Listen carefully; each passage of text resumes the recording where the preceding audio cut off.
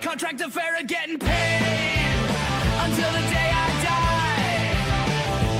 Money coming in, but not one at bat, not one pitch, not one strike.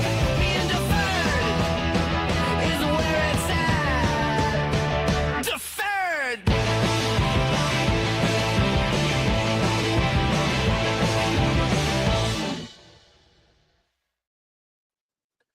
Good evening, everybody, and welcome to this week's edition of Podcast Named Deferred.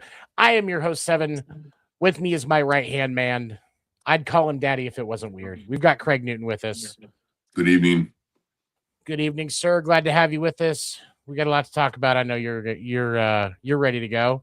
I'm ready. Of course, as always, we have got a man who is not allowed within 500 foot of a battered women's shelter. We've got Dan the Dick Warner. Oh, jeez. I'd call only because he stole a bunch of food from there. That's all it was. It wasn't anything bad. I was selling my food stamps to the ladies. And rejoining us, he's disappointed more women than a positive pregnancy test. We've got Ando with us today. Whoa! Positive pregnancy test can be good, man. Come on. I know. That hurts. There's also some women that have been disappointed by it. That's all I'm saying. Yeah. I was going to say the reason Dan's not allowed within 500 feet is because of his name, right? It's not because he's giving out his food stamps for free, as Paul Rudd would say in the mirror. It's because of that dick. Because of that dick. Oh God. Dick. Very sad subject as we start off tonight. A legend within baseball. A man who definitely made the Braves name throughout his career what it is today, with the exception of a brief stint coaching for the Blue Jays in the early to mid-'80s. Bobby Cox passed away. World Series champion, skipper of the 95 Braves, 4 NL pennants, a win-loss record over his entire career of 2,504 to 2001. That's 4,500 games that he managed over a 29-year career. That's just ridiculous. But the peak of his career was definitely something where I was really just getting into baseball. I was still kind of young. And so, Craig, I want you to take the lead on this. You definitely had experience with Bobby Cox. Share your thoughts on the passing of this legend. Well, an outstanding manager, pretty darn good general manager, and a rightful Hall of Famer. And his loss is felt big time all throughout baseball. I've talked to some of my fellow writers, and he will be missed. I came across him the first time with a tie-in with Willie Stargell when Bobby was then the general manager of the Atlanta Braves and Chuck Tanner, Willie's former manager, was managing the Braves. And it's hard to imagine you have a Hall of Famer, one of the greatest Pirates up there with Clemente, and for some reason the Pittsburgh Pirates could not find a home for him on their coaching staff. Bobby Cox was more than willing to have Willie Stargell join the Braves and become the first base coach under Chuck Tanner, his former manager. Bobby Cox was that kind of man. He saw the humanity in Willie Stargell. If you ever had a chance to sit down with Willie Stargell like I did, he just evokes humanity. first and foremost, kind, a gentle giant. Was absolutely hurt that the Pirates did not offer him a position on their club. I don't understand that. I mean, the Giants do a great job of retaining their Hall of Famers and finding positions for them, whether it's in the community or as you know, coming in and talking to the players during spring training and always being around the game. Willie Stargell loved the game. When I sat down with him, he was fighting his health issues.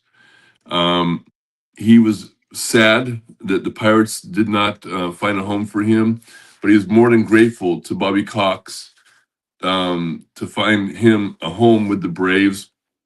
I got to tell you, I told Willie, I said, you know, seeing you in that Braves uniform, it just looks so out of place, Willie. And he chuckled. But he said, "It's my home, and it's my team."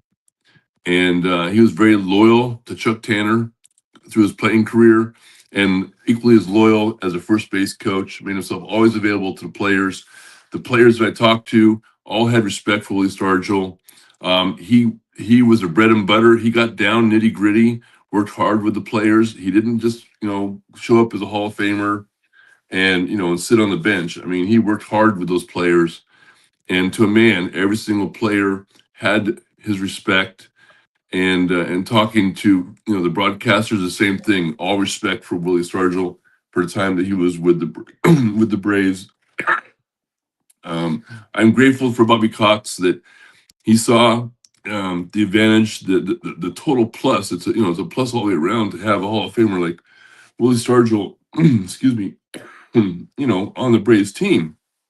And Chuck Tanner, of course, was thrilled to have his former player, on his coaching staff. It was short lived. It was less than 2 years, but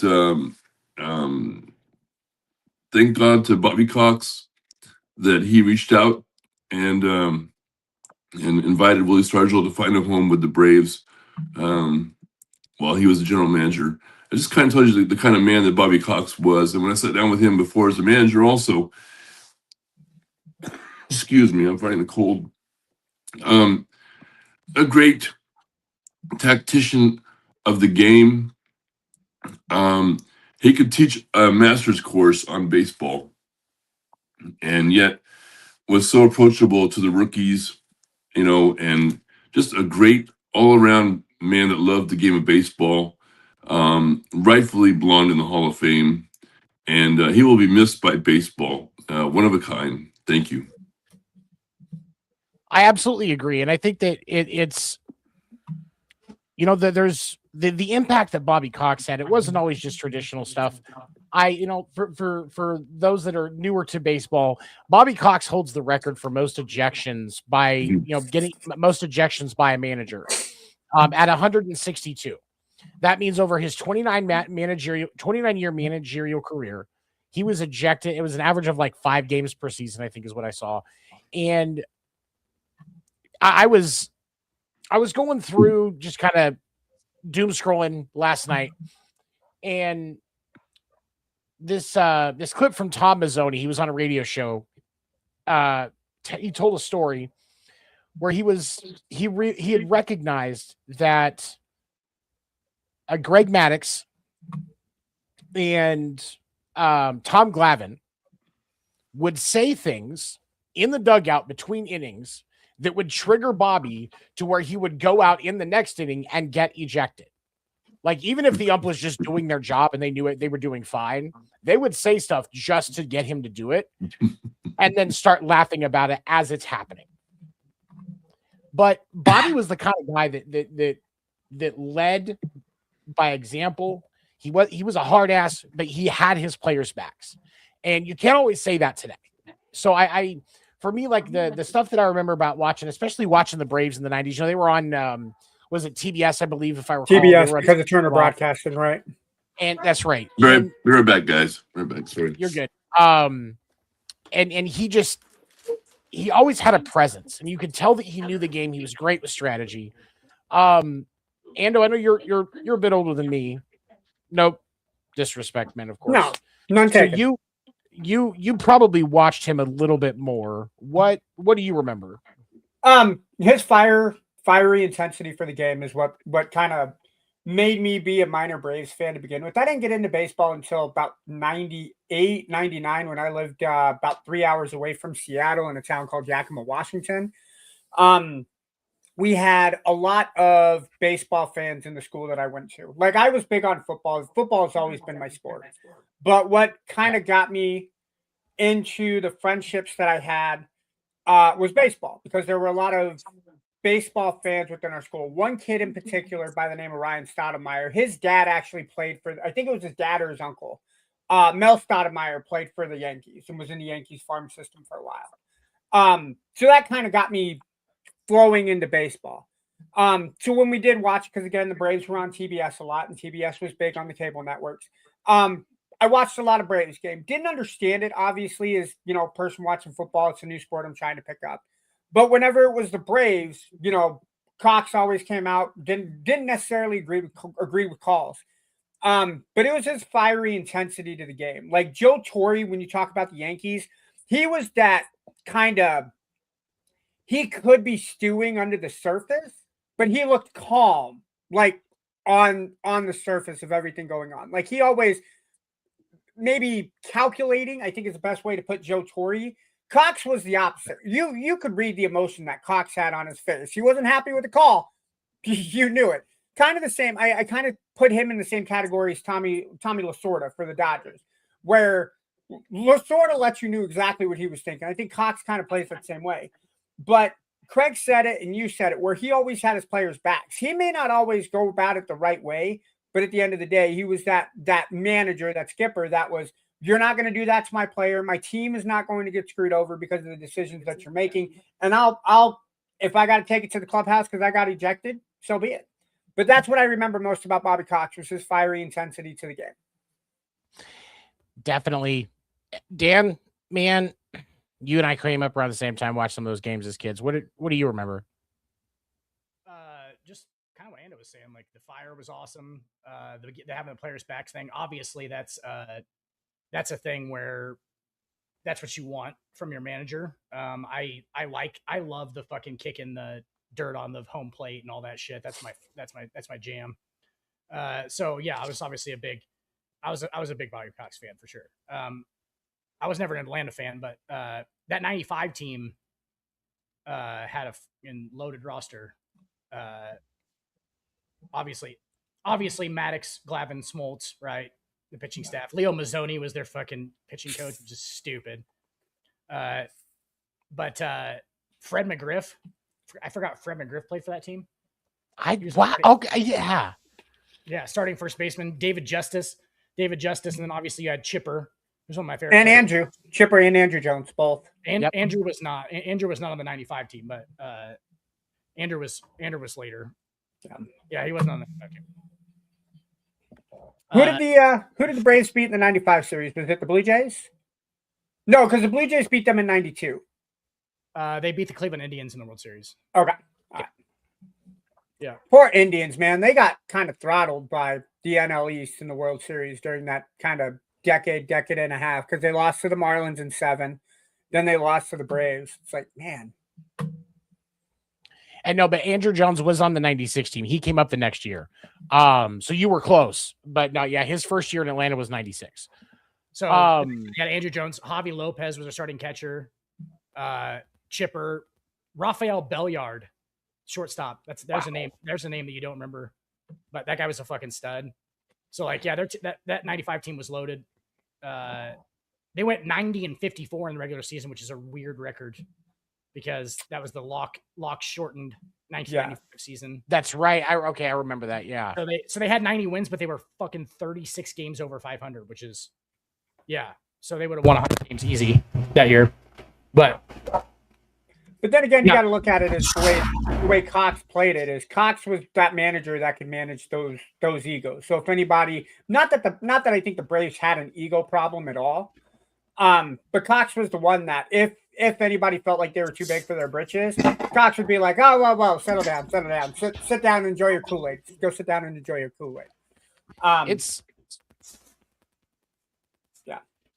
Well, no, and I think that Cox was one of those guys where it was easy to leave your ego at the door because he wasn't going to let you have it anyway. Like he knew the game. He knew how to. He looked like that type of guy that could tell you exactly what was wrong and humble you real quick. So you just left your ego at the door, and then you didn't have to hear that, except for during arbitration. But no, definitely going to be missed. A true legend in the game. And I took a pause when I saw the news that he had passed because one of the earlier him and Torrey, and some of those other guys, like they were the earlier managers that I remember. And so it was, there was definitely something where I was just like, hey, wait a minute. Because like he did something that's really hard to do because they made it back and won the NL pennant the next year after winning the World Series. You don't see that very often. I mean, of course, the Yankees would do it consistently in the American League later on in that, late 90s, early 2000s, but that stuff wasn't common. And he was able to do that. Go ahead, Greg. To emphasize on your respect for Bobby Cox, 2010 when the Giants beat the Braves, prior to storming the field to celebrate, to a man, every single Giants player turned to Bobby Cox's dugout and gave him respect. And Bobby Cox, in turn, returned that respect. And then they went on the field and celebrated. That again speaks volumes to the respect that the man had from even opposing players. You don't see it a lot anymore, but yeah, definitely a lot of respect in the game. And he changed baseball. He did. He's one of those managers that changed baseball. So the effects of Bobby Cox on Major League Baseball will be felt for generations, for sure. Can I say that we, as the four boys here, can we change kicking dirt onto home plate? Can we just call that coxing moving forward? Maybe not that word. Because it just feels weird to say he's calling a Bobby. A BC. That's better. We can call it a BC. No, because that could be taken the wrong way. Nope. Pause. Pulling a Bobby. I think that's the best option we're gonna get. Was it safe to say that? Was it safe to say that we needed Cox? The Braves definitely did. Look, if we can pull a Bobby, because you got Tommy Lasorda, right? You're doing a Lasorda if you get the mascot thrown out of a game. Because how many times did Lasorda get the Expos mascot thrown out of a game or get the Philly Fanatic thrown out of a game for the bullshit that he was doing? We got to call it Bobby now. When you get so pissed off, you kick dirt onto home plate and get ejected for it. It'll probably be Aaron Boone that does it because he's the one that gets ejected at that kind of frequency now. But with the ABS system, we're not even going to see Aaron Boone get ejected as much. Like he's already said in interviews, like he'll find a way. But which I believe. If you're good at your job, you'll find a way to get ejected. You're good at your job. There's a legend that Aaron Boone has banged the entire city of New York. So that's. I don't doubt that. As a player or as a manager? Both. Okay. Both. Yeah, if you want to go both, yeah, he definitely has 2 times over. Yeah. Definitely going to be missed. All right, so moving forward, we needed Cox. My buddy Evan, who is an avid Giants fan, Patrick Bailey was traded, and I know that Evan's favorite player on the Giants was Patrick Bailey. I know Craig. A lot of respect for Patrick Bailey, Gold Glove catcher. I mean, known around the league, hasn't hit the best as of recently, and his performance behind the plate may not be what it used to be. So that refresher that he's getting by going to Cleveland is probably necessary. But Patrick Bailey gets traded, and it appears that the fire sale that the Giants will have has started. So Craig, what was your first reaction when you saw it? I wasn't surprised, and I'm really happy he went to Cleveland. I mean, that's a great setup for him. It really is. All he's got to do is get his bat speed up a little more. He's going to find a great home there. Cleveland's got great fans. It's a good, strong team, and he should be able to fit right in. He'll see the postseason a lot more, I think. Yeah. And no disrespect to the Giants, but that's just that's such a tough division. You're playing, almost half your games every year are against one of the best teams in baseball. Yep. In some way, shape, or form, because even when the Padres are struggling, or the Dodgers are struggling, or the D-backs are struggling, they still have great baseball. And those division matchups, I think, in the NL West are some of the most competitive outside of the AL East. And so, like, for him, he's going to have a little bit easier time. It's a little bit easier pitching facing the AL Central all the time. And I think that's going to help him get his swing right, get it, just get his feet back under him. And I think we're going to see, especially the second half of the season, I think we're going to see a lot out of Patrick Bailey. Dan, what were your thoughts on the trade? I never liked Patrick Bailey, so I'm not like, what? Of course you didn't. That's a lot of I'm just glad I didn't get traded to New York, honestly. No, not that you guys have room for him or anything. Craig, it's because I collected a lot of Patrick Bailey rookie cards, and that motherfucker, all right, just nothing. Okay, what am I going to do with an out of 25 Patrick Bailey rookie card now? What am I going to do with it? Sell it on eBay for 25 cents. You're like, no comment. No, spend $75 to get it graded by PSA, so you can sell it for $10 instead of $8. I was gonna say, yeah. So somebody on eBay can offer me $8, and I can be like, cool. Yeah, he's gonna pull an Aaron Boone as he's arguing. I feel really bad for the guy who took enough time out of his day to offer me $8 on a Patrick Bailey rookie card. He just took valuable time from his life to do that. That's how I feel about the Patrick Bailey trade. Okay. I'm glad he's on Cleveland. We might play Cleveland later, so he can strike out sometimes for us. He may surprise you. You think so? I think so. Yeah. I think he's hitting coach is really good.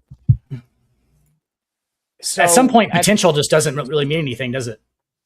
No, you're right. You're right. But there's something to be said about a good hitting coach. Like, look at the way that Boston's bats have changed since they got rid of Peter Fatsi. And I think that now, obviously, Boston still has some work to do. So I'm not saying it's night and day, but they're 8-7 under Chad Tracy since that happened. We're seeing more home runs. We're seeing better hit balls. So for me, I feel like there's definitely, hope that can be offered from having, from an improvement for a hitting coach, especially for a team that's not performing. So I think that when you have a player like that comes in, a fresh set of eyes, fresh set of advice, maybe something that he was told in San Francisco just didn't connect, and when the new hitting coach says it's going to sink in. I think that those type of things can really change a player. So yep. I'm optimistic. I'm not going to say put money on it. I'm not going to say put money on him having hitting 300 for the second half of the season or anything. But I definitely think there should be hope for Patrick Bailey fans like my buddy Evan. That we see a better bat from him. Ando, what was your thought? What are your thoughts, man? I'm going to be absolutely honest, man. I don't pay enough attention to San Francisco or Cleveland baseball to really make an honest opinion. Looking at the stats, I would say I think it's okay at best. I think it creates, honestly, a logjam at catcher because didn't they have Bo Naylor? But they just sent him down to AAA. Bo Naylor is not a good catcher. They made the right choice there. Okay. All right. Yeah. See, I just saw Naylor, and I think of his brother, Josh Naylor for the Mariners, obviously, racking home runs. Not his brother. Yeah. They're not brothers? No, as in he's not his brother, like as far as like skill and stuff like that. Oh, okay. All right. Yeah, Josh is definitely the better brother. Yeah. That's like Rob being the better looking twin, and I just got it. Gotcha, Cedric. Gotcha. No, I think I'm more concerned on the San Francisco end of things if they are indeed kind of leaning into the fire sale. Who's next? Like, who's the next person that goes from San Francisco? I'm glad you asked that. That would be my question. That's our next topic. I mean, do you have any guesses on that?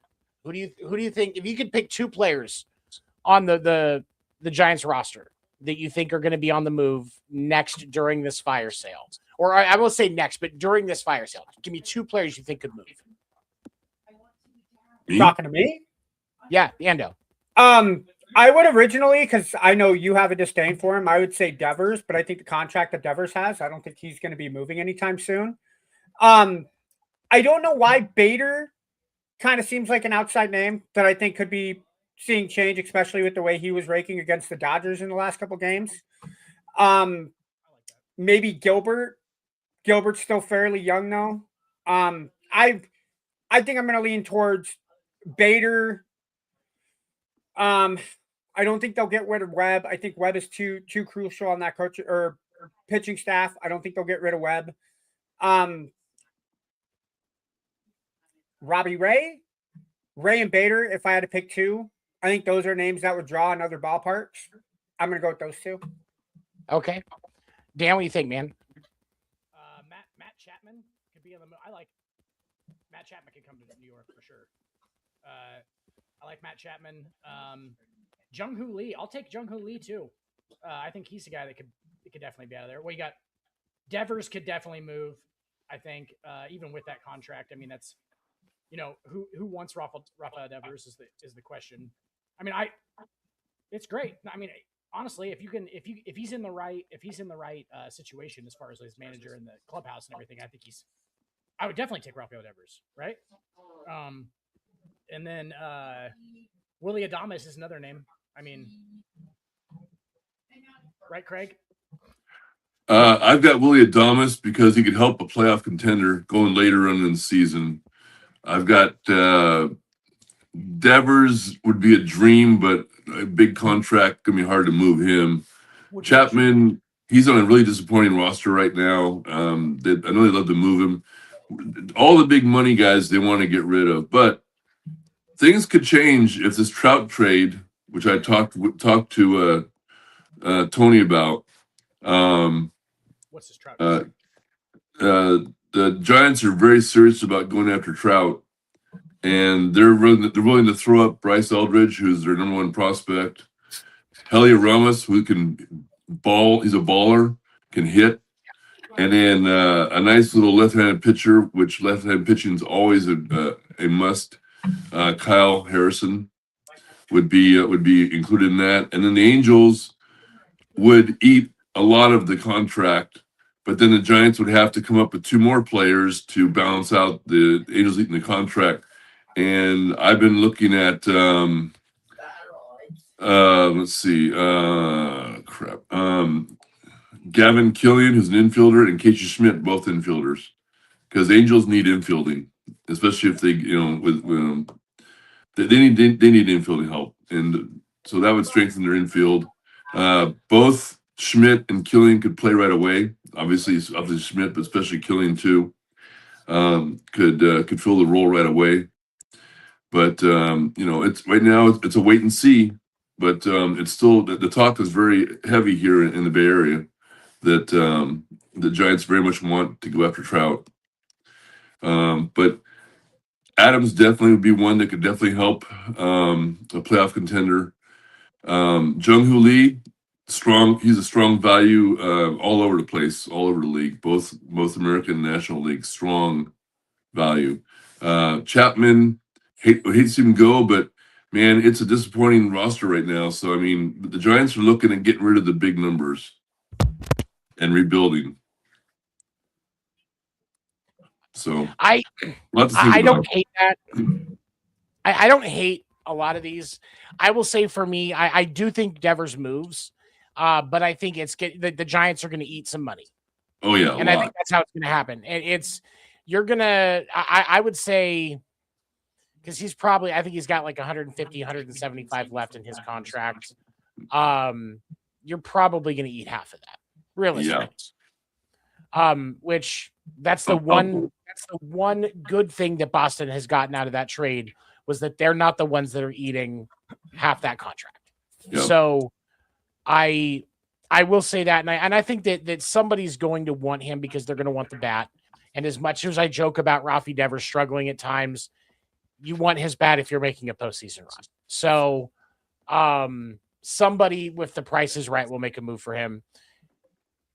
I do think Craig mentioned Helio Ramos, and he's coming up on an arbitration year. Yep. So this is a time when players like him can get moved.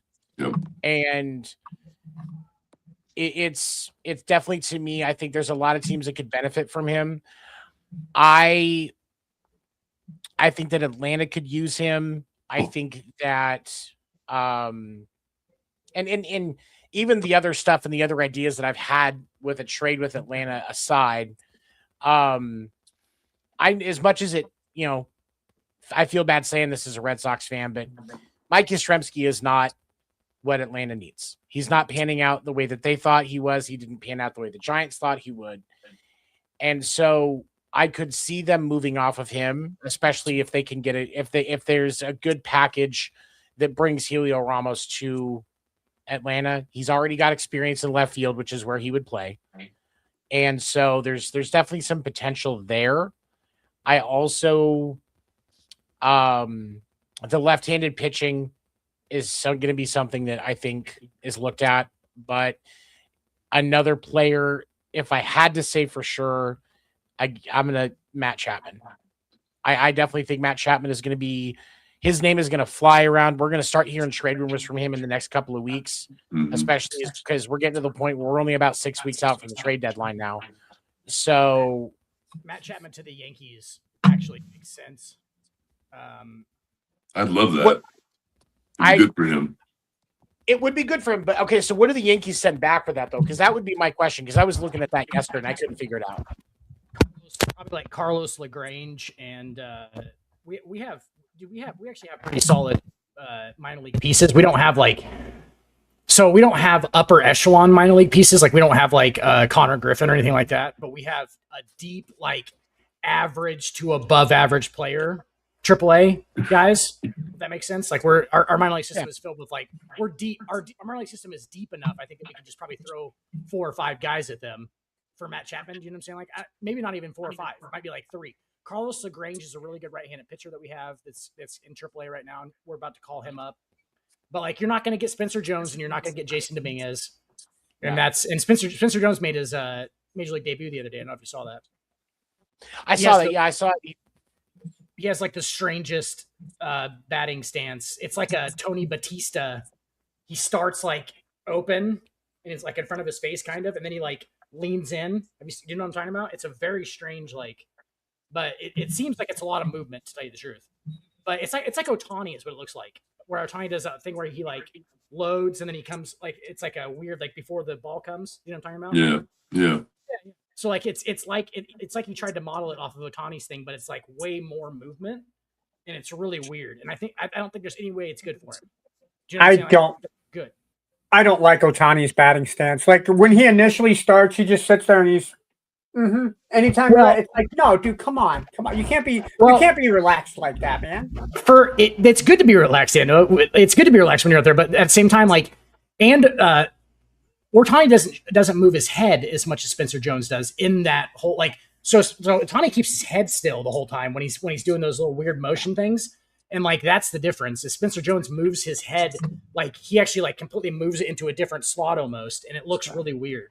And it can't be good for him. He strikes out a ton. Yeah, the guy's got. You're changing your perception of how the ball is coming in when you move your head like that.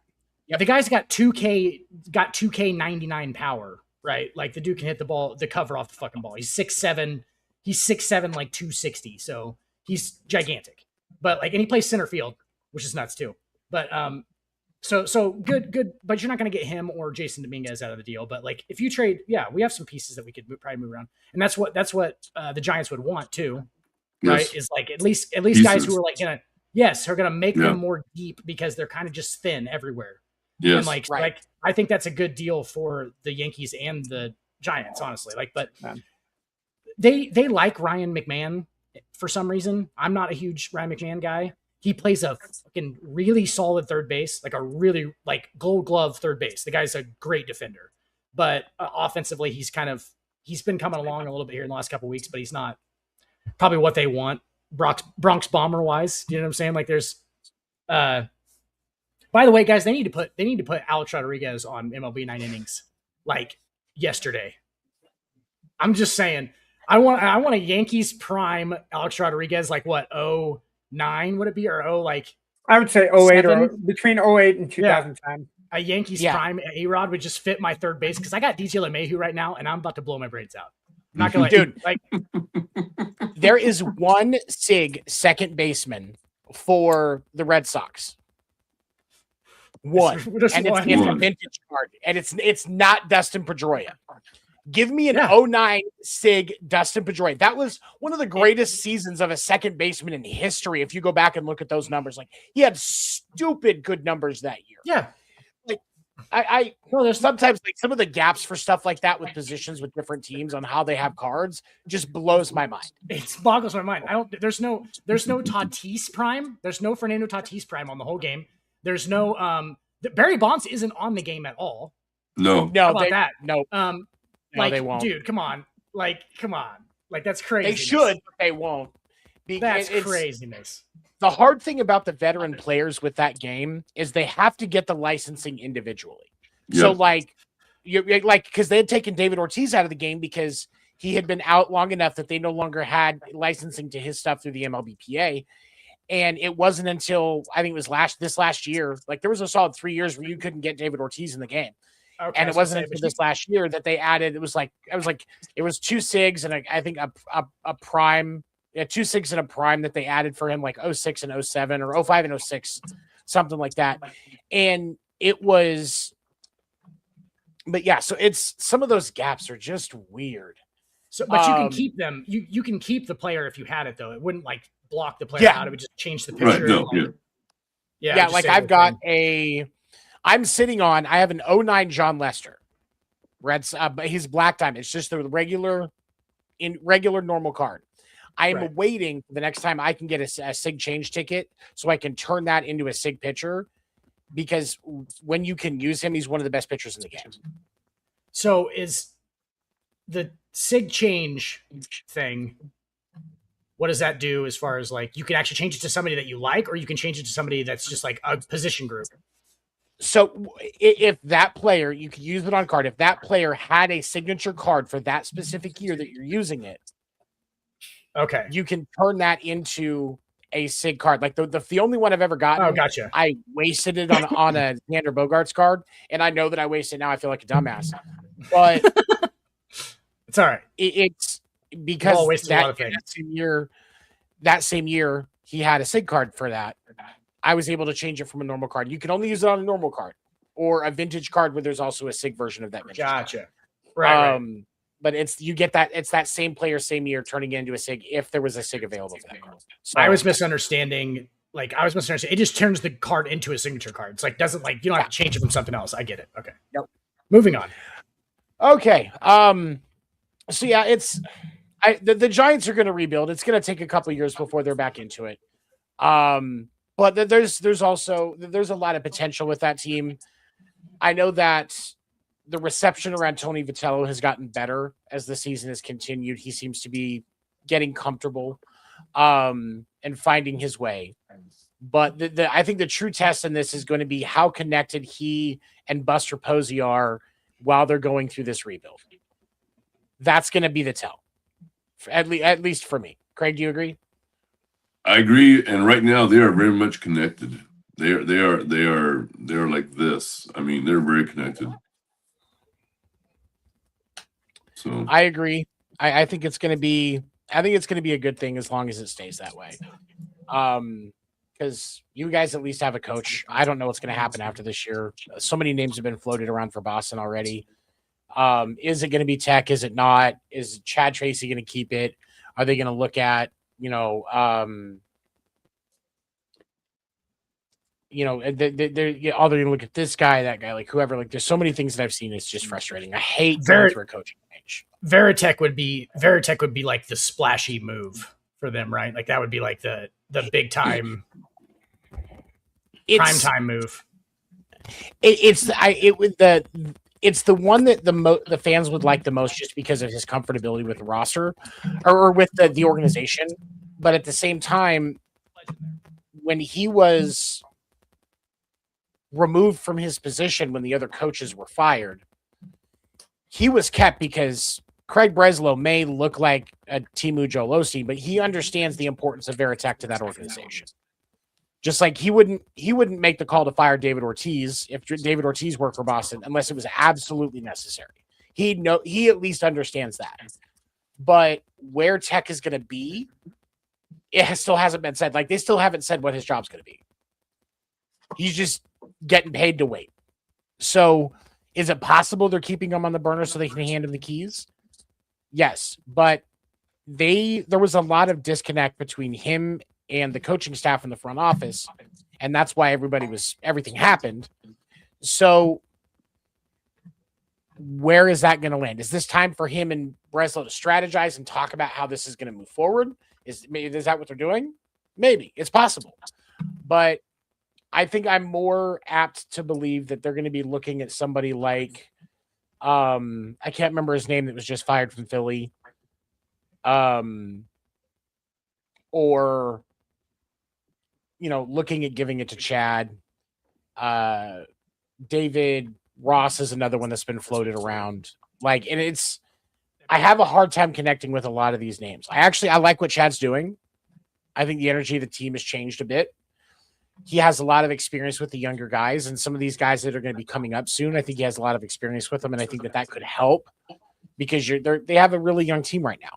And somebody that has that familiarity with him, because over 75% of the guys that were on the 26-man roster have played with him, whether it was when they were coming up or when they were dealing with rehab stuff. So there's familiarity there. So I think that could be a valuable choice, but it's going to be interesting to see how that goes. Yeah, it was Chad Tracy. I don't hate him. They played with Chad. You're saying they played with Chad Tracy, though? Yeah, because he was the AAA manager. Oh, played under Chad. Okay, gotcha. Check it. Yeah. So they played under him. And Chad does have history with the organization because he played with the Red Sox briefly as well. So there's still some history with a lot of these guys. Like Martha, not like Martha plays under you. No, exactly. Different kind. You think Contreras can be the clubhouse leader going forward? I think he already is. I think it's him, and I think Story gets a little bit of a consideration because of his experience. But I think Contreras is the reasonable choice. Like I saw today, I watched the game today against the Phillies, and he was just moving. He was diving for stuff he didn't need to. You can't tell that he was usually a catcher up until this season. And sorry, go ahead, Seven. And so that to me is, these guys like him because he goes all out. He's got that experience. Once Trevor Story goes from Boston, which I think that's an inevitability at this point, I think he's going to have the most experience in the league out of all of them. So that to me is, I think it's very possible. The manager that you were talking about from the Phillies, was that Rob Thomas that you were talking about, or Thompson? Yeah, Rob Thomas. He's the one that I think his name is going to be. I think his name is going to be in there heavy for that. All right. Audio recording. Yeah, there you go. You're good. Thank you. I appreciate it. No problem. You're good. Hey, Kyle Edwards, by the way, had a child when he was 12. No, that's not that Kyle. That's actually a different Kyle. Is it really? Yeah, that's a different Kyle. That Kyle hosts a couple of shows on Wire to Wire. He's good dude. All right, so next, Kyle. The first round of discussions for the pending CBA negotiations happened yesterday. Jeff Passan has an article on ESPN. I think is a really good read that talks about kind of just starting the process. A lot of presentations from stuff on both sides for kind of philosophies and how they're seeing things. No formal offers were presented. But this is kind of just the starting point for this. And they're just fingering each other. Kind of just fingering each other, feeling each other up, maybe a little titty grab. Maybe little pinky in the butthole. You can't go under the shirt yet. It's all over the shirt. Like everybody's still fully clothed at this point. So. It's still question appropriate groping. Yeah, there may be some nipples showing, but you're not. Boner just pushing up inside of your zipper, like exactly. Yeah. Everybody's still going home and taking a cold shower. That's really what the discussion was. But you guys were just jizzing in my pants. Yeah, they're playing Lonely Island while they're in discussions, man. What are you guys talking about? Seven, you didn't expect them to have any type of contracts. They're just at this point spitballing numbers and deciding what everybody wants, right? Like this early in the negotiation. Not even that. Not even that. This is Over the and close, really, bud. I'll let Craig's got a lot more experience with this, so I'm going to let him expand on this in a moment. But a lot of this was just kind of like where they see the leagues at, some things that they think about where the things are going, the things that they like about where everything's at right now, just kind of setting the table, kind of pointing, showing a direction of kind of starting to let out some of the things that matter. Would There's a lot of you scotch And the cigars. concerns that matter. Yeah. Would you agree it's like taking orders, like everybody's sitting down at the table, we're getting orders, figure out what everybody wants. That's kind of where we're at right now.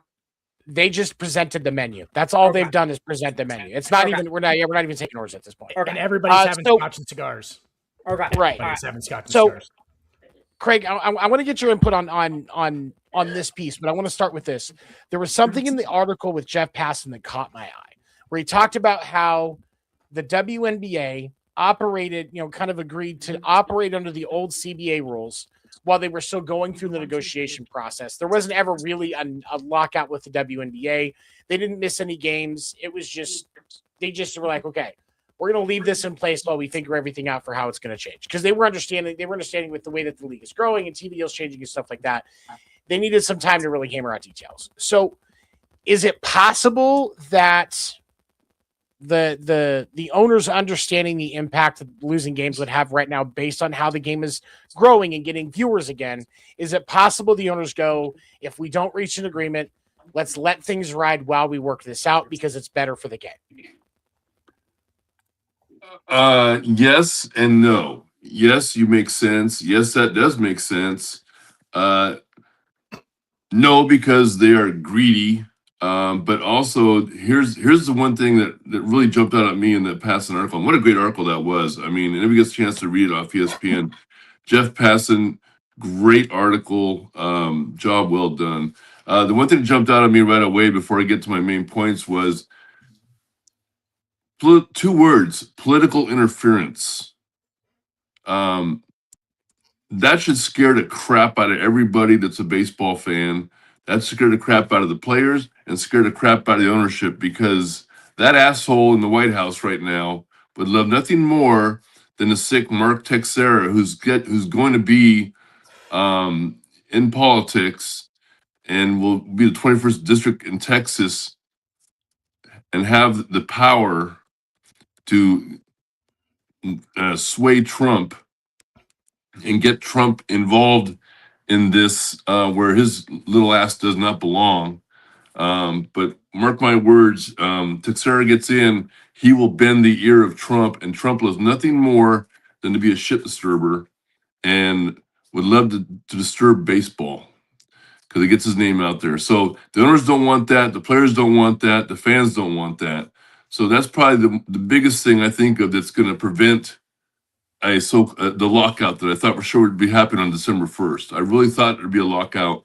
Now hear about Teixeira moving in to politics and he'll have the ear of Trump. That's a no bueno. So I think the owners are smart enough to figure that one out. So that's the first point that I took off of Passan's article. We don't want that. That would just be a freaking disaster. A couple of things on the players, the non-players, but the players that are behind the scenes. Dan Helen, deputy commissioner, he's right-hand man of Manfred. He's been at this for 10 years. I'm comfortable with him being part of the negotiations. He's got the experience. I think he'll move things along. I think a good sign that we're in trouble as far as baseball fans is anytime that Rob Manfred speaks in public, because he's going to take the slings and arrows for baseball. The owners, that's what they pay him for. He's the slings and arrow guy. And so if we start seeing Manfred more and more, then we know we got a problem, because they're not going to tell us up front, and they're not going to tell the media up front what's going on behind the scenes. But a clear indicator, people, if Manfred's speaking, we're in trouble. A couple other things that I from this, it was a great article.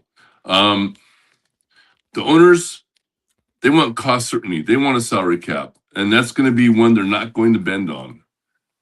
The players, they want a lot of stuff. I mean, they want more money from the owners, obviously. They want to increase the minimum salary.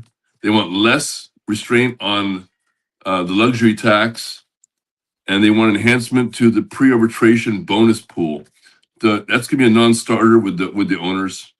Get rid of the qualifying offer, another non-starter for the owners. And the other one that I found that I think the owners are going to say absolutely no to is reduce the amount of time teams can option players to the minors. Of course, the players want to see that. The owners, they're going to be a non-starter on that one too. So it's going to, what we saw was it was pretty much, nothing in the first one. And then, so those are the things I took away from the article that we need to be looking out for. That anytime, but if Manfred's talking, baseball's in trouble. If he's not talking, then negotiations are going along pretty smoothly. But the owners, they've got so much money that the only thing that's going to keep them from having a lockout is Trump. Without Trump, I guarantee there'd be a lockout because the owners aren't going to bend on this. They're not going to bend. The players are going to have to do more bending than the owners will. So those are the points I came away with in the article. I do think, as much as I know the players don't want a salary cap, I think it's coming. I think the other thing that's going to be that I know the players don't want, that I think is going to be, that honestly I think is extremely important to have, is an international draft. Yeah, it should not be a free for all. That's actually safer for everybody over there. Honestly, like it's that scares me. That it scares me that they might leave it that way, because I think that's more dangerous for those kids than it is helpful 100%. to leave it as a free for all. Yeah. I do think the arbitration pool bonus money expanding. I think that some of those things the players can dangle as we'll give you the cap and the floor, which a floor I think it has to happen, and the owners aren't going to give you a floor without a cap. Nope. So that's where I think they're going to come in. I think they're going to spend more time arguing about what the numbers are going to be to start with and the formula for how it expands, than I think they'll actually spend arguing on the salary cap itself. Personally, I think that's going to be a bigger gap, because the players are going to want the number to start higher and the floor to be higher, and the owners are going to want those numbers lower because they get to pocket more profit that way. Right. So I honestly, I think that's where the separation happens more than anything else. Dan, what do you think, buddy? I like all the players' sides, obviously. I think that there's a lot of very wealthy men that own the teams that could definitely probably just afford to give some leeway to the players. I understand that the players get paid a lot of money too, but they are playing the game. Wait, what? They actually play it? Oh, wait, what? No, yeah. The owner's not doing shit. Like, they probably got the team passed down to them. For a lot of these guys, yeah. Yeah, for sure. So I don't fucking give a shit what they want, to tell you the truth. Honestly, I don't. They have generational wealth that will last longer than people are probably alive on this planet. So, do you know what I'm saying? Not to be that guy, but yeah, they could probably just allow to give some in these particular negotiations where nobody's really getting the short side of the stick. Let's be honest. Nobody here is really getting the short end of the stick. I mean, so yeah, I think that they could definitely give some more, the international draft thing is obviously that's a thing that's is good too, because obviously you guys were talking about how they were preying on the players, like they had like the dudes coming in with the Like they had like in between guys. Like they were literally like creating like an organized crime. Like they were creating organized crime by having all this money on the table, and it can be filtered through all these different hands, right? Because you don't have adults handling the money. So like, yeah, no, I get that for sure. The international draft thing, that should be happening. I think that should be, yeah. But once again, that's not going to be on the owners. They already have all these mills set up and stuff. You know. So there's going to be a lot of back and forth, and I would like to just like, for me, I think with the fact like viewership of the game is growing, and I think ESPN taking over MLB TV and adding a bunch of games to ESPN Unlimited, I do think that has actually helped baseball. And so I think that's where some of the new, because when they've seen an increase in ratings this year, I do think that that's helping baseball. But I also think that if you're going to continue this growth and keep these individuals interested, especially with the fact that Adam Silver's kind of lost his grip on the NBA a little bit, this is your time to really keep that product consistent and make sure that people want to see it, people can see it and want to see it. And so even if you're negotiating into next year and you just say, okay, we're gonna punt this lockout to the end of after next season, and we're gonna spend this season negotiating in earnest, and maybe we set a goal of by the All-Star break we actually have something everybody can agree on enough that we can get it passed and we don't have any problems. To me, that seems more reasonable, because this isn't like, you know, a blue collar steelworking facility that's only getting $15 an hour. They don't have enough money to live on. So they have to, you know, they have to take action so that they can have that. It's not that serious. So, and yes, owners want to make more money. Any business owner wants to increase their profits. That's common sense. So, but you're still making money now. You are making money now. So do you want to make no money, or do you want to make some money while you work yourself into that position where you can make more money? Because I think the players listen more if you spread things out a little bit better. Like me personally, like if I'm the players union, I would have tried to start negotiations for this in the offseason. I wouldn't be 2 months into the season and just now saying, hey, let's sit down and do these formal presentations. No, winter meetings in December. That's when we're going to start. Like it right. I get that there's still going to be separation. I'm not trying to take away from that, but I as an ADHD kid, I understand what it's like to get things done just before the deadline, like consistently. Like that's my MO. That's how I do things. That's the motivation to get it done. Right. Is the deadline. Yeah. We're talking about something else that has an economic impact around not just the country, but because of like guys like Shohei and even Aaron Judge, there's definitely more of a global impact that baseball has. We're seeing more and more every time the World Baseball Classic happens. We're seeing more and more MLB players playing for national teams. This year was the most we've ever seen. It was like 166 or something like that. Yeah.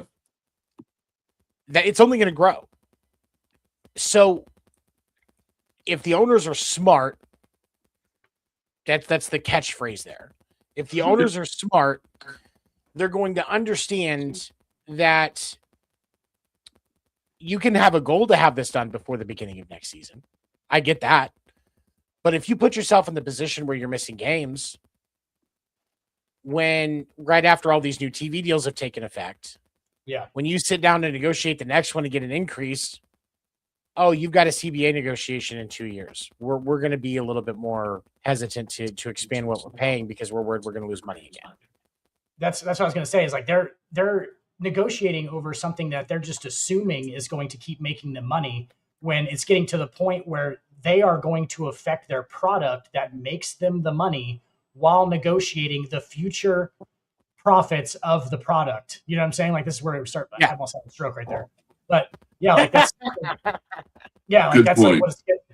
that's like what it's getting to. Like you're affecting the actual product that you're talking about all this money coming from, right? Like you guys are up there talking about like, we want $100 million. Like motherfucker, you need to get on the field so we can make that $100 million. That's the whole point. Like that's, it's like if you guys are off the field, we're not making that money in the first place that we're arguing about. So if we keep this up, then we're not going to make any of the money that we're talking about making. None of us are. You know what I'm saying? Like that's ultimately what could happen. Obviously not going to happen, but like you will make less money in the long run because you're arguing about all the money you're going to make. Do you know what I'm saying? Like it's ludicrous to me. I don't know. And they're not if they're not playing, they're not going to have the leverage with the upcoming contract renewals. Right. With television, they want that leverage. They want to have that big carrot hanging over the networks. And with no games, there's no carrot. So that's another plus for baseball fans to think about is that there hopefully will not be a strike, but I wouldn't put anything past the owners. But I hit it before. Politics gets involved. Nobody wants that. Nobody. And there's already enough politics in the MLB owners' rooms. Right. Yeah. And I think honestly, that's the ultimate incentive for saying, okay, we're gonna follow the WNBA's lead here, and we're gonna let this run for another year. We'll punt this We'll punt the stoppage to the end of next season. We're going to continue to see this growth. And so maybe we're all a little bit more amicable about some of these things, or we're going to punt the majority of it, but let's go ahead and hammer out the things we agree on. International draft. Let's take care of it. Let's just do that now. Yeah. There's no, so we don't have as many issues. Yeah, exactly. Because like, I've never understood why there's so many times with these negotiations with sports and with, union organizations and stuff like that. Like there can't be more of, a thing where we're just going to pass these and we're going to work knowing that we have some growth, but we're going to set some regional benchmarks. And if we get to a point where it's been an extended amount of time and nothing's happening, I get it. But for a professional sports team, for a professional sports brand, league, franchise, you have a vested interest in that product continuing. Whether you are the league office, a team owner, coach, player, manager, whatever. Every single person has a vested interest in that product continuing. And especially when you look at how much baseball struggled after the lockout in 95. Do you want to take the chance of having to let that happen again? Do you want to have a second steroid era? Does anybody want to see Rafi Devers locking up with fucking tree trunk arms? Yes. 500-foot piss missiles to save baseball? Yes. Is that what we want? Yes. Yes. I want, yes. Like, I want Dante Bichette just out there in some pants that are just too small for him. And like, dude, I want McGuire one-handing 500-foot home runs into like off the McDonald's sign. His son is coming up. So, I mean, he could just take after his dad and just do, you already know that it's going to work on him like it worked on his dad. So you've got the ability to kind of move forward there and take advantage. So, I mean, I might be down with a second steroid era, but I don't know that it's going to work a second time. You know what I mean? That's kind of every time. It's like it would be like every time Tyler O'Neill comes to the plate. That would be like every player in my dream scenario. Like it's just jacked out of their gourds, dude. I want all-star numbers like 338, 25 homers, 91 RBIs. Just these games are ending 9-6 every time. That's what I want. Because nobody can throw in on these guys because they can get around so fast on it. So yes, I do want a second steroid. I almost want them to go on strike now so that they'll have to save it again with Fernando Tatis at 250.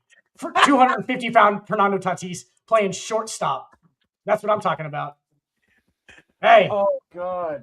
And I know there's people listening right now going, you know what? That doesn't sound that bad. I kind of feel like I could see Shohei. I could see Shohei looking like Jeff Bagwell, or Big Papa Pump. He looks like a fucking like an anime caricature, like he's in Dragon Ball Z. Just because he's ripped out of his court. So vascular. Shohei's so vascular. Goku before going Super Saiyan and then after. Yes, Just kind of yes. happened. Yeah, yes.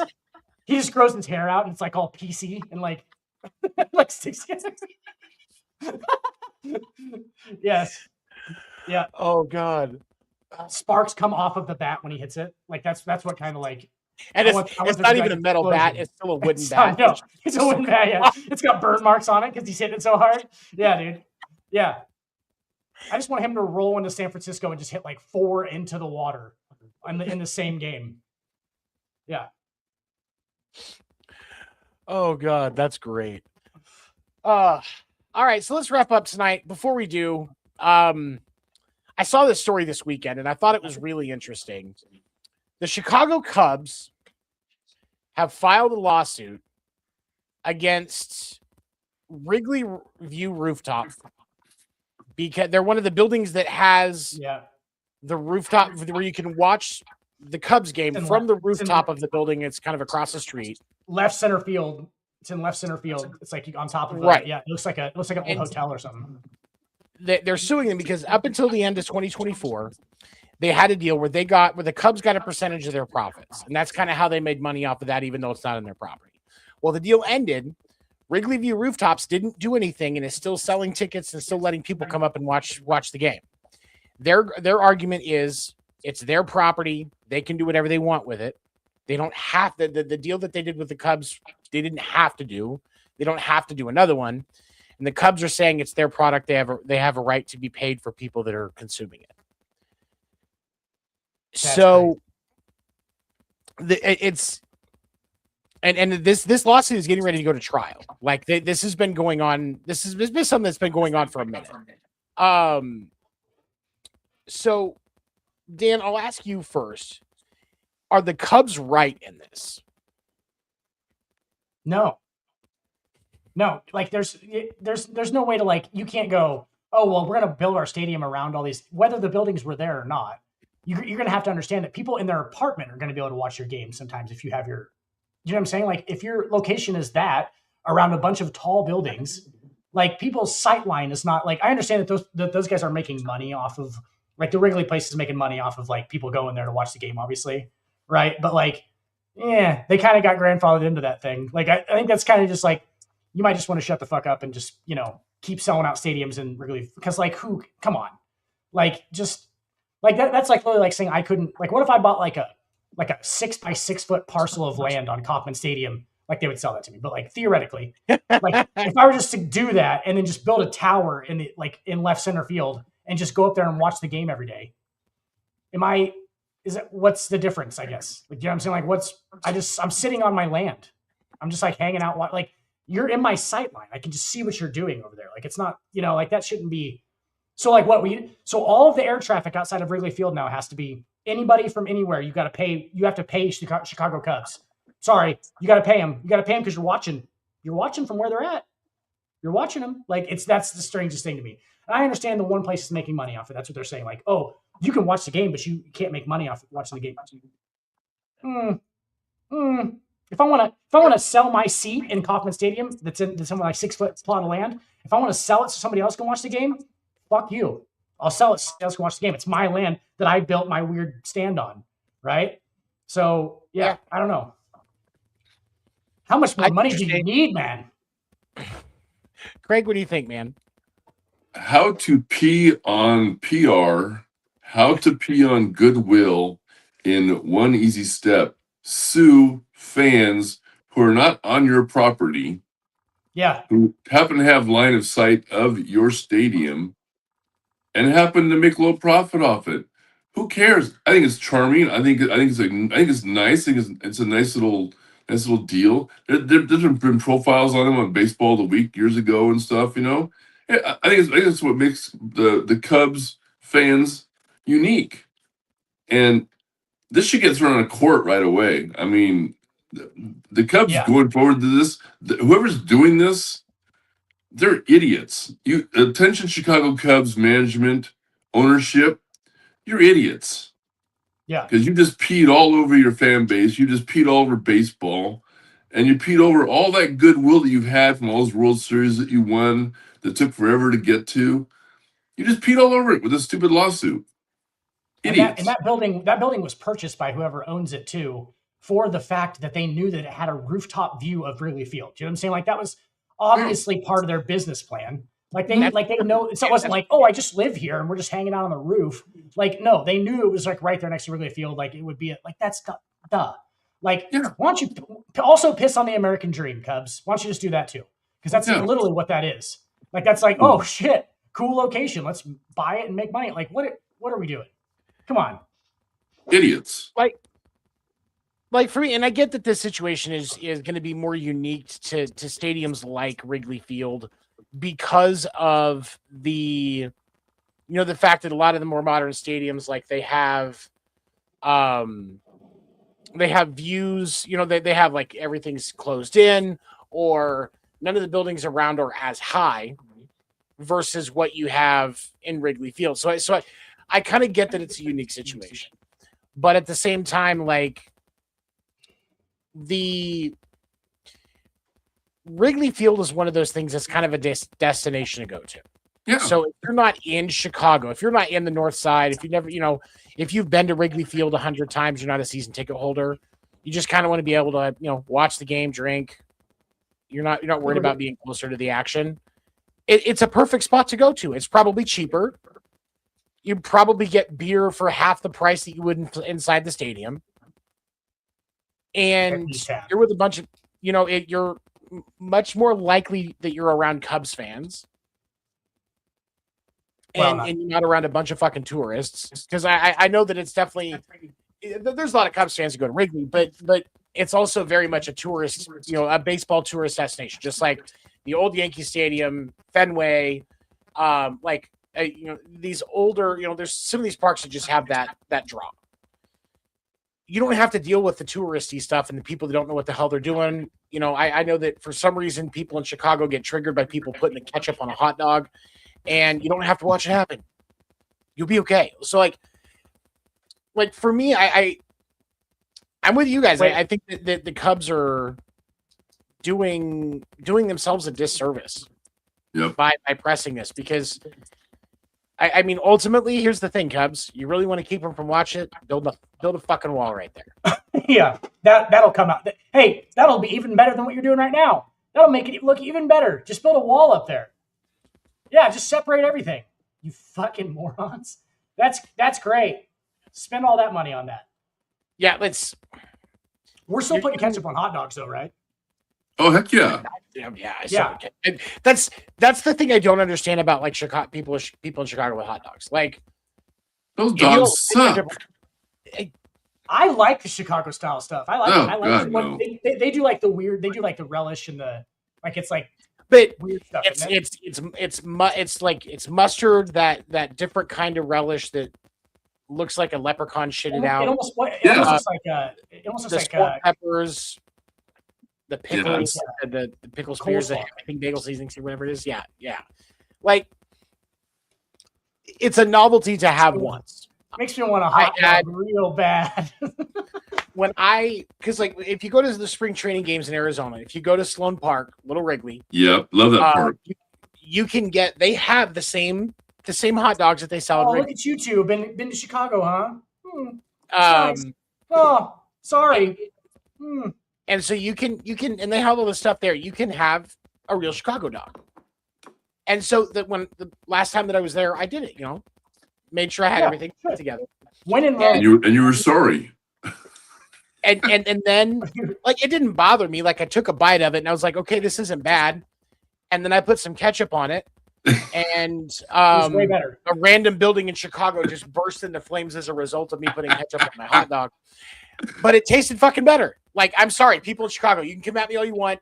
Hot dogs taste better with ketchup. I'm not even a big ketchup fan. Like I have ketchup in my fridge for hot dogs. Yeah. Do they even know what tomatoes and sugar together taste like? Good God, it's delicious. I don't know. You taste the pizza sauce at some of those deep dish places. I think they do know what tomatoes and sugar taste like, but it's not the good way to use it. Yeah, no, I'm not. I don't like the sweet sauce on the thing either.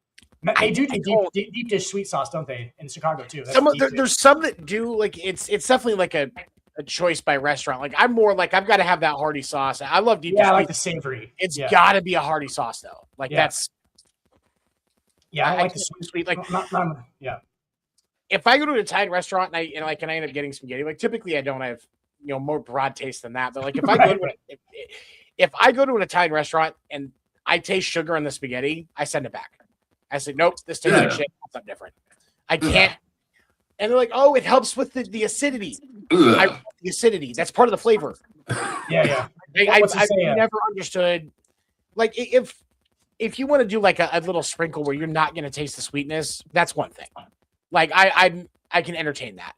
But if I can taste fucking sugar, that's disgusting. I can't. At the end of Goodfellas, he says, I order spaghetti and marinara, and it comes out as egg noodles and ketchup. That's what he says. And it's like that's what you're talking about. Like egg noodles and ketchup is like, that's with hamburger meat in it. Is like what some of that stuff is. Yeah, egg noodles and ketchup. Yeah, I don't get it. But all right. Unfortunately, Ando was having tech issues, wasn't able to finish the night with us. We thank him for coming in. Ando's got some tech issues. We appreciate him coming in and helping out with Erica having the night off because she was doing some stuff. She will be back with us when we're back together. We will not be here next week. I'm going to be in Kansas City watching the Royals Red Sox game, and I'm very much looking forward to that. I will have video. I will have pictures that I will share on the PND Facebook page. Despite our repeated request for Tony to do a live show from the game he has tonight. No, I'm going to be actually watching the fucking game. And I'm hoping it's obviously more important than the show. Yes, actually it is. That I don't even feel bad about that. My one thing is I want to get a picture with Jarren Duran and have him sign my jersey. If he signs this, I will retire it and buy another one. How are you gonna pull that off? You can get there early. I'll get there early, or I'll stay late too. My goal is to be there when the gates open. But if I have to stay for an hour after the game and just get home at like 2 a.m., then so fucking be it. Jarren Duran's probably cool, but I heard his permed mullet is not the nicest of guys. So maybe stay away from his permed mullet. I'm gonna beast. I'm gonna try and hang out with him after the game.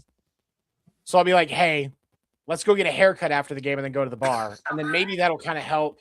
I'll be like, then people in Boston wouldn't send you death threats, dude. If you just change that hair, bro. I want to talk to him about mental health stuff and just encourage him, because I know that some people are stupid, and I know that I haven't read up on all the stuff that he had a disagreement on Instagram with a reporter. I try to pay attention to news on JD's. Obviously, he's one of my favorite players, but I don't use Instagram because I can actually read. So I use things like Twitter and Facebook. I'm sorry. Instagram is Twitter for people who can't fucking read. I will die on that hill. They just call it picture book. They're like, Instagram picture book. It's a picture book for your eyes.